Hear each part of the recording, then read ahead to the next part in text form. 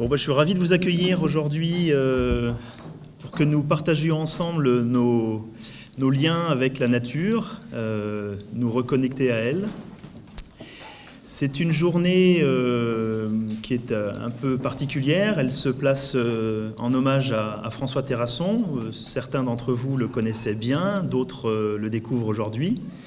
Nous allons prendre la journée pour parler de ses idées, échanger autour de sa pensée, mais aussi sur nos ressentis personnels, nos émotions face à la nature, partout, là où on peut la trouver. Ce colloque est organisé par l'association Connected by Nature, qui est voisine, qui est basée à Fontainebleau, mais qui a une envergure nationale, qui est une toute petite association, très jeune, qui s'est associée avec la Fédération Connaître et Protéger la Nature pour organiser, avec le soutien de la ville d'Avon, 3 journées, puisqu'aujourd'hui est la journée d'ouverture avec ce colloque, mais nous poursuivons demain et après-demain avec un festival Même pas peur de la nature, qui est un clin d'œil au livre qui est probablement le plus célèbre et qui a été le plus diffusé de François Terrasson sur la peur de la nature. Je voulais, dans un premier temps, vous parler des structures qui organisent ces événements, notamment aujourd'hui. Donc Connected by Nature, c'est une association qui cherche à trouver des solutions simples et locales aux crises environnementales et sociales que nous traversons, en partant du principe qu'il faut très probablement se connecter entre nous dans les communautés locales et retrouver le lien que nous sommes en train de perdre avec la nature, dont nous faisons partie. Et donc, cette démarche, elle s'inscrit dans des approches, comme je le disais, très locales, notamment sur les plantes sauvages comestibles. On a fait plusieurs ateliers l'année dernière et cette année sur les plantes sauvages comestibles, sur la permaculture, sur une manière de travailler, de réfléchir l'agriculture autrement au niveau local, en autonomie ou vers l'autonomie. Il y a notamment un jardin expérimental permaculturel sur la municipalité d'Avon. Nous sommes plusieurs, alors je dis nous, c'est pas moi, c'est Anthony Foussard qui est derrière la caméra ici, principalement, mais il y a toute une équipe que je vois dans la salle aussi qui y participe. Il y a aussi des démarches qui nous emmènent un petit peu plus loin dans des collaborations de programmes européens avec des associations homologues, notamment en Roumanie, sur les villes en transition, sur la relation nature et handicap, et sur différentes thématiques. N'hésitez pas, au moment des pauses, à échanger avec les membres de Connected by Nature. On pourra en parler un peu plus précisément. Ce n'est pas tout à fait l'objet là, du colloque aujourd'hui. Mais voilà pour vous présenter dans les très grandes lignes ce que fait Connected by Nature. La Fédération Connaître et Protéger la Nature, les CPN, est une association qui vient en appui du mouvement CPN, qui existe depuis une quarantaine d'années, qui a été initié par Pierre Déhomme et La Hulotte, le journal bien connu.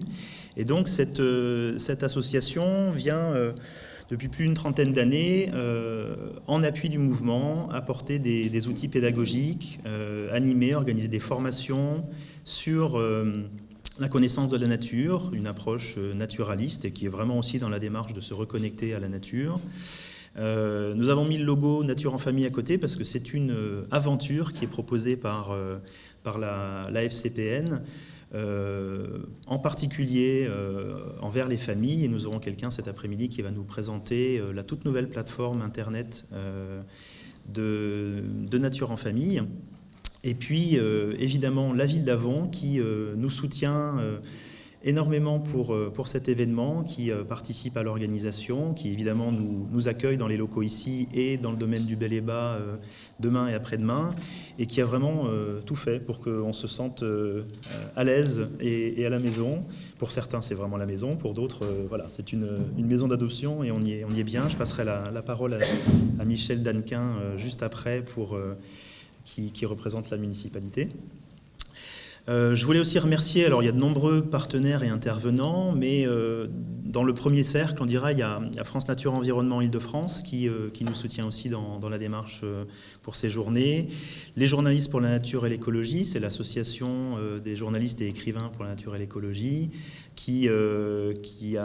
François Terrasson a fait partie des membres fondateurs et a été très actif dans cette structure. Nous avons pas mal de membres des JNE ici dans la salle, qui vont intervenir à la fois aujourd'hui et ce week-end. Et puis remercier aussi la Biocoop d'Avon qui va nous offrir les pauses café de 10h et de cet après-midi autour de 16h. Voilà, je ne vais pas être trop bavard, je vais passer la parole assez rapidement à Michel Gannequin. Je vous remercie. Voilà, bonjour et merci d'être venu. Voilà. Donc moi je suis élu en charge de l'environnement ici sur Avon. Et c'est toujours agréable effectivement quand on est élu, qu'on a des convictions et qu'on a envie de valoriser des actions, de trouver des partenaires, de trouver des associations prêtes à s'engager. Et voilà, c'est très agréable de faire ce genre d'événement sur 3 jours. Demain et après-demain, on sera sur le parc du Bel-et-Bois, vous ne connaissez peut-être pas, mais qui est juste en face là. Et donc on aura 2 journées un peu festives aussi, parce qu'il y aura de la restauration, il y aura des jeux pour les enfants, des marionnettes, voilà. Et puis aussi beaucoup de choses pédagogiques, vous participerez les uns les autres, je pense. Voilà. Juste pour la petite histoire, donc on est ici à Avon, à côté de Fontainebleau. Fontainebleau, c'était le château. Avon, c'était les maraîchers qui alimentaient le château. Ici, on est dans la vallée, et il y a encore une vingtaine d'années, c'était des champs, avec du maraîchage. Et au bout de la vallée, on tombe sur la Seine. On a été un petit peu inondé là, il y a une dizaine de jours, mais enfin, on n'a pas été embêté plus que ça par rapport à nos voisins du Loing. Le Loing se jette dans la Seine à une dizaine de kilomètres. Et là, vous savez que ça a été assez dur pour eux. Voilà. Donc, bon colloque, et puis merci Ronan de tout ce que tu fais. Voilà.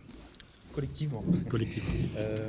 Alors, je vais peut-être passer la parole, je reprends le micro 2 secondes pour passer la parole à Jean-Michel Martin, qui est directeur de la réserve de biosphère de Fontainebleau, et donne-moi l'intitulé exact, ce sera mieux. Et du Gâtinais.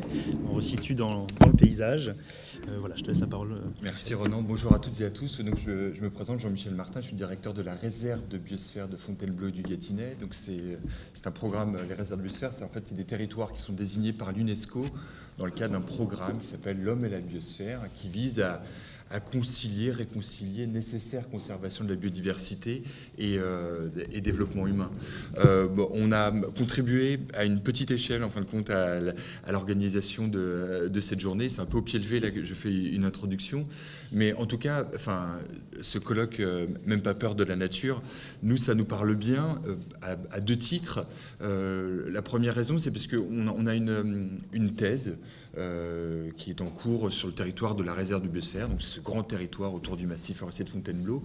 Et cette thèse, elle est sur les sciences citoyennes, les sciences participatives, où la question, en fin de compte, que notre doctorante, Pauline Conversi, qui n'a pas pu être là aujourd'hui, en fait, elle se pose la question, est-ce que, en fin de compte, les sciences participatives, les sciences citoyennes, peuvent reconnecter les citoyens avec la nature ?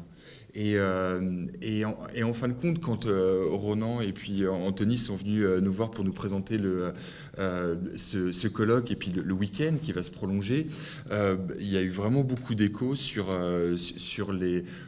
la perception que l'on a en territoire périurbain de la nature. Alors on a peut-être parfois le fantasme d'une nature extrêmement sauvage, et en fin de compte elle a été très domestiquée, pardon. Et donc c'est tous ces liens qu'on essaye de comprendre entre l'homme et la nature, et vraiment ce colloque est assez intéressant.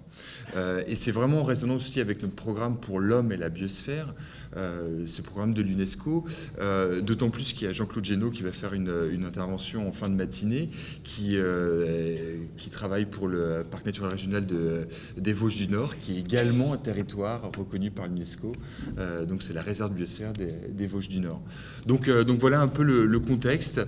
Il y a un petit bout de l'UNESCO qui est avec nous aujourd'hui et ce week-end pour mieux comprendre ces relations entre l'homme et la nature. Donc du coup, je vous souhaite une très bonne journée, puis un excellent week-end. Il devrait faire beau. Je sais pas. Merci Ronan en tout cas. Merci. Je reprends la parole 2 petites secondes, je vais la transmettre ensuite à Christian Weiss qui est notre modérateur pour la journée, qui va essayer de... Je sais pas si tu es vraiment modéré. C'est pas l'idée en fait, c'est peut-être pas le bon terme. Quand on m'a dit que j'allais être modérateur, mais dis-toi. Toi, modérateur, ça m'étonnerait. Je rebondis juste sur l'intervention précédente pour dire que ces journées sont vraiment conçues comme un marchepied, une première étape, et on sent bien que c'est un courant qui existe déjà depuis longtemps. On redonne une nouvelle énergie pendant ces journées, et on souhaite vraiment que ce soit le lancement d'une dynamique ou le relancement d'une dynamique qui doit reprendre de l'énergie. Donc les échanges qu'on a eus avec les réserves de Biosphère et ce projet de recherche dont on vous a parlé font partie des choses très intéressantes qu'on a envie de mettre en avant et auxquelles on a envie de collaborer. Je vais peut-être rapidement vous parler du programme et puis je te passe la parole ensuite. Il y aura à la fois, donc vous expliquer les changements, vous connaissez le contexte et l'actualité sur les crues, sur les problèmes de transport. Donc il y a différentes personnes qui n'ont pas pu venir. La dernière étant Marie-Claude Terrasson, qui est restée sur le bord de son quai à Moulins hier soir. Et j'ai encore reçu un texto ce matin, elle est très émue de ne pas pouvoir être là, mais je te laisserai peut-être en parler un peu plus, tu l'as eu aussi au téléphone. Donc voilà, je vous donne l'état actuel du programme. Nous allons donc commencer par un film d'une dizaine de minutes qui est un documentaire exclusif finalement, qui avait été tourné pour France 3 mais qui n'a pas été diffusé. Du temps de François Terrasson, donc ça nous permettra de l'écouter, de le voir en condition, notamment avec ses étudiants. Roland de Miller nous parlera ensuite de la contribution de François Terrasson à la pensée écologique, en le resituant dans le contexte des écrivains francophones. Je n'en dis pas plus, on lui passera la parole. Une pause qui nous est donc offerte par la Biocop, et j'arrête ensuite la publicité, mais on les remercie beaucoup de ce geste. François Terrasson, chercheur hors norme, c'est Claude Sastre qui nous présentera ensuite cette intervention. Claude Sastre est professeur honoraire au Muséum, il est au bout de la table ici. Et puis donc on a déjà évoqué Jean-Claude Génaud qui nous parlera du fait que en finir avec la nature, avec le concept de nature et avec la nature, François Terrasson avait peut-être probablement raison sur le fait que c'est une notion qui disparaît, c'est un terme qui disparaît et finalement c'est la nature elle-même qui disparaît à la suite, mais tu en parleras bien mieux que moi. Pause déjeuner ensuite. Alors je vous rappelle que malheureusement on n'a pas tout à fait pu offrir le déjeuner à tout le monde, donc on fera une petite annonce pour vous préciser les possibilités pour déjeuner, ceux qui ne connaissent pas trop les lieux. Et puis nous reprenons à 13h30 avec Quentin Rouy qui est vice-président de la FCPN et qui nous présentera donc la plateforme internet Nature en famille. Par la suite, Françoise Sercollet et Christine Rollard, qui est au fond de la salle, que je salue, nous présenteront toutes les deux à deux voix La peur de la nature, araignées et serpents, même engagement, chacune dans leur parcours à la fois professionnel et émotionnel, et les liens que ça peut engager avec le public, avec voilà, les uns et les autres. Jacques Hess viendra nous parler de la bibliothèque de François Terrasson qui a été léguée. Et donc c'est une bonne approche aussi pour comprendre quelqu'un, sa bibliothèque. On dit toujours quand on rentre chez quelqu'un, c'est à la fois très intime une bibliothèque et puis c'est aussi très révélateur des centres d'intérêt et celle de François Terrasson l'est en particulier. Et Jacques Hess est venu aussi chargé de livres, puisqu'il est responsable des éditions Hess. Et il y a de très beaux livres à la fois, et en même temps des ouvrages de François Terrasson et une biographie qu'a écrit Jean-Claude Génaud, qui est disponible, je la vois, juste à l'angle ici. Voilà. Pause de nouveau, et ensuite nous verrons avec Marc Salomon le système de direction aléatoire, qui est une manière dont François Terrasson et lui ont abordé la relation au paysage, une sorte de pilotage inconscient de l'exploration du paysage, dans une approche croisée à la fois donc Marc Salomon est chercheur à l'université Pierre et Marie Curie de Paris. Il est de formation, il a fait des mathématiques, il a un esprit plutôt rigoureux, mais en interaction avec François Terrasson, ils ont réfléchi à cette manière à la fois inconsciente mais cohérente de s'orienter dans le paysage et de trouver les points d'ancrage. Donc pareil, il en parlera mieux que moi. Nous passons ensuite la parole à Bernard Boisson, qui a plein de qualités. Il fait de superbes photos, mais ce serait tellement réducteur de dire qu'il est juste photographe. Qui nous parlera de l'éco-psychologie. Est-ce qu'elle donne suite à François Terrasson et à sa pensée, et puis replacer François Terrasson dans ce mouvement qui est principalement nord-américain, en tout cas c'est là qu'il a trouvé son ancrage, mais qui est en train de se développer en Europe et notamment en France, avec quelques ouvrages et des publications francophones. Je lui laisserai la parole aussi. Et enfin, nous terminons sur... alors, initialement, c'était une table ronde. Ce sera peut-être pas tout à fait cette forme-là. On se réorganise aussi en fonction... Donc là, c'est à la fois les crus et puis finalement les indisponibilités de certains. L'idée était pour moi de lancer une dynamique sur des outils pédagogiques sur la peur de la nature, en lien avec le festival demain et après-demain, même pas peur de la nature, et donc de faire contribuer différents acteurs qui malheureusement n'ont pas pu venir. On a la chance tout de même d'avoir Amélie Sander, qui est vice-présidente de la FCPN, qui nous parlera de la manière dont les CPN aident à ce que les enfants se reconnectent à la nature et quels sont les outils et les stratégies qui ont été mis en place depuis de nombreuses années. Et puis plusieurs étudiants de Christian Weiss qui sont ici, qui donc dans le cadre de ces enseignements en géographie à l'université Paris 8 nous donneront aussi leur ressenti. Ils ont parlé de François Terrasson et ils le mettent en pratique aussi, et à la fois leur regard d'expérience, de lien à la nature, et puis la façon dont on peut parler de ces sujets-là dans le cadre universitaire et surtout en déborder. C'est ça l'idée. Voilà, donc je passe la parole à Christian Weiss pour la suite. Voilà, donc je suis à un moment tombé dans la géographie. À l'origine, j'étais journaliste spécialisé concernant la nature, avec... disons, un ressenti acquis dans mon enfance, ayant été élevé par mes grands-parents qui étaient paysans tous les deux, et sans me rendre compte de, on va dire, l'oralité de leurs connaissances et de la valeur que ça avait. Bon, après, ça m'a nourri, bien sûr, mais par la suite, j'ai été, on va dire, formaté. On en reparlera au fur et à mesure, mais je ne vais pas révéler toutes mes batteries tout de suite.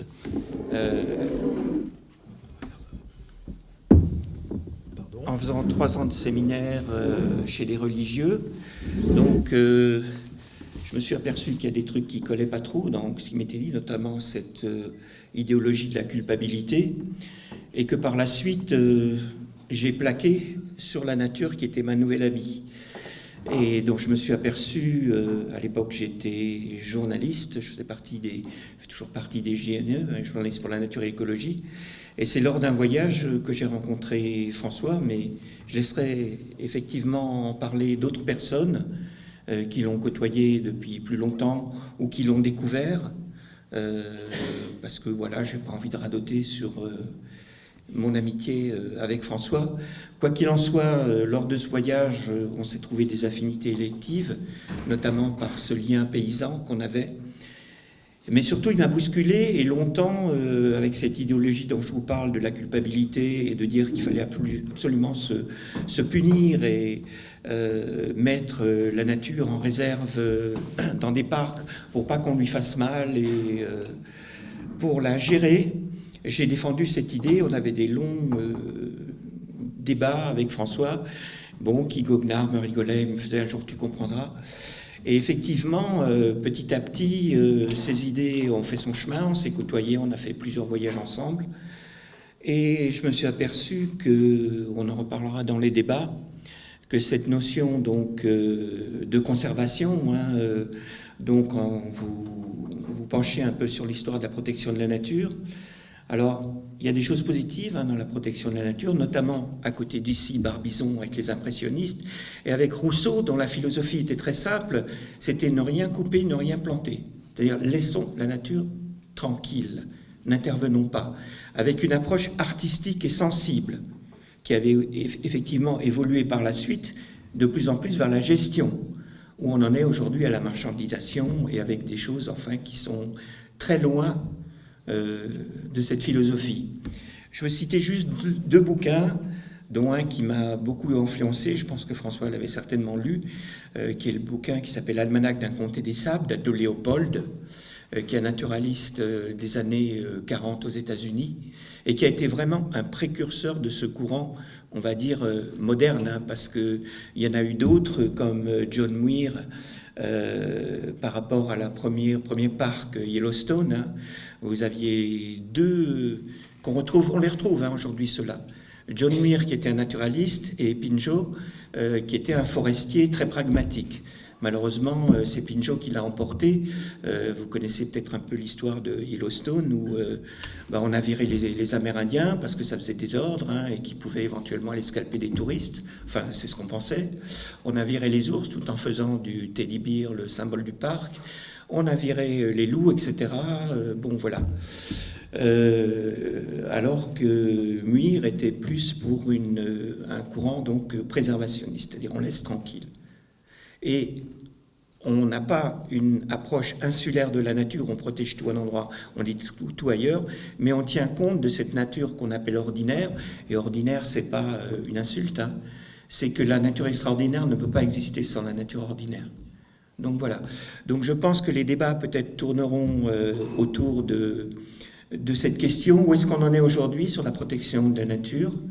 Vers quoi on peut aller, c'est-à-dire vers une écologie intégrée dans notre quotidien, en nous mettant ni au-dessus ni en dessous, mais en étant intégrés nous-mêmes.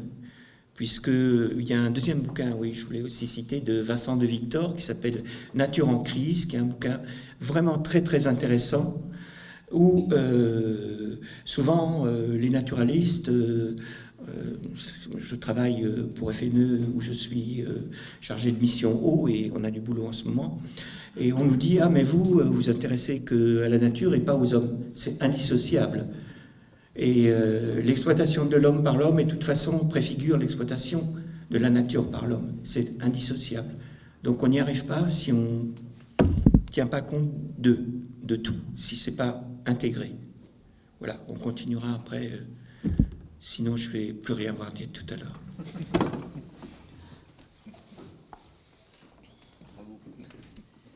Alors, je passe la parole quelques minutes à Agnès Sibiel de Connected by Nature qui va juste nous lire un message d'introduction de Marie-Claude Terrasson qui donc malheureusement n'a pas pu...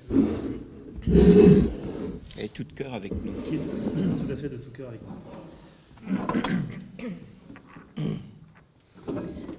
Un colloque pour être ensemble, un rassemblement de témoignages, de complicité avec les causes défendues par François Terrasson, avec la forêt, celle qui répond à la définition d'un espace confié à lui-même, où tout peut être à notre disposition, mais dans la limite de nos besoins vitaux, tout naturellement.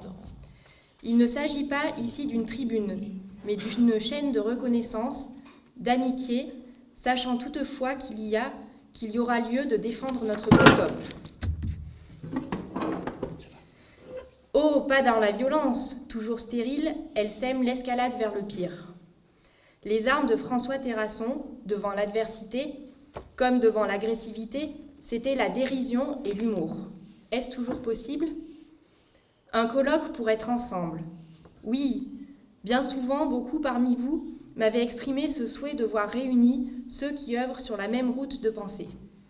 Chevauchés dans le monde de la nature, s'y égarer, s'y retrouver. C'est accepter la vie telle qu'elle nous l'enseigne elle-même, si nous ne nous y opposons pas, si nous ne prenons pas un malin plaisir à la contrer. C'est avec humilité, modestie, mais conviction et détermination que l'on s'engagera avec comme seul guide les lois les plus solides, les plus sûres pour notre avenir, celles de la nature. Elle n'a qu'une parole, elle.